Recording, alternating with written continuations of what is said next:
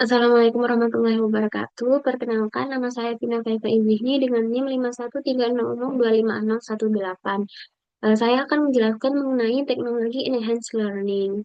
Nah, materi teknologi enhanced learning ini membahas mengenai peran teknologi dalam meningkatkan proses pembelajaran, khususnya dalam dunia kesehatan maupun kedokteran.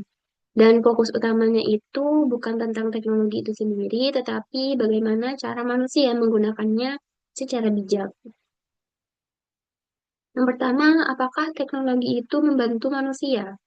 Teknologi ini membantu manusia terutama dalam mempercepat akses informasi, mempermudah dalam proses belajar, dan juga meningkatkan efisiensi dan juga akurasi.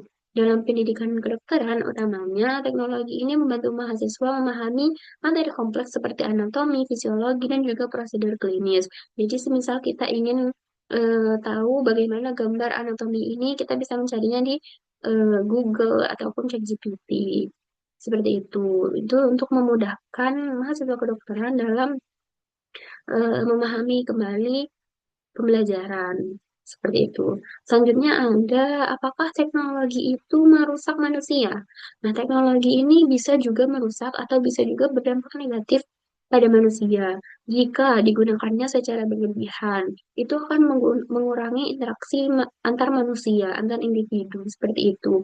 Dan juga bisa membuat ketergantungan serta menurunkan kemampuan berpikir kritis. Contohnya seperti ketika kita diberikan tugas dan kita memakai ChatGPT tanpa memahami soal-soal yang diberikan dosen, asal tempel dan selesai saja, itu akan sangat bisa menurunkan kemampuan berpikir kritis kita sebagai seorang mahasiswa atau sebagai seorang manusia, dan juga membuat ketergantungan. Semisal kita selalu mengandalkan ChatGPT, bagaimana kita bisa memahami lebih dalam jika langsung tempel-tempel seperti itu, bagaimana kita bisa menghadapi pasien nantinya ketika kita kurang memahami dan kurang berpikir kritis. Karena kedokteran itu yang diutamakan berpikir kritis dalam menentukan gejala-gejala pasien nantinya. Bagaimana kita cara memperhatikan detail-detail kecil dalam gejala-gejala yang dialami pasien itu. Masalahnya itu sebenarnya bukan pada teknologinya, tetapi pada cara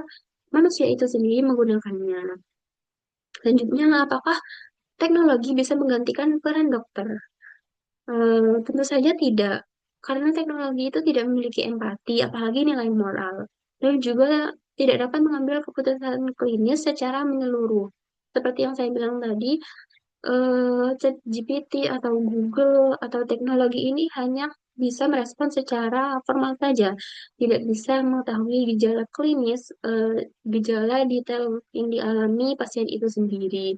Jadi dokter itu tetap memiliki peran utama dalam mengambil keputusan dan komunikasi dengan pasien jadi lebih lancar, pertimbangan etika dan juga kemanusiaannya itu lebih mendalam seperti itu.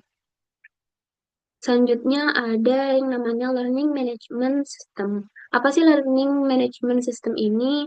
LMS atau Learning Management System ini adalah platform digital untuk mengelola materi pembelajaran, untuk mengumpulkan tugas, melalui melakukan evaluasi dan juga memantau perkembangan belajar mahasiswa. Contohnya ketika mengumpulkan tugas di Google Classroom seperti yang sering kita lakukan di UNUSA, juga ada Canvas, Canva, dan lain sebagainya untuk membantu pembelajaran ini lebih terstruktur dan juga fleksibel. Seperti itu. Juga ada video pembelajaran yang memungkinkan seseorang ini bisa belajar mandiri, pengulangan materi kapan saja, dan juga visualisasi konsep abstrak itu sendiri. Mungkin itu saja penjelasan saya mengenai teknologi enhanced learning ini. Semoga bisa dipahami dengan baik. Untuk segala kurangnya, saya sangat mohon maaf yang sebesar-besarnya. Terima kasih. Jazakumullah khairan katsiran. Wassalamualaikum warahmatullahi wabarakatuh.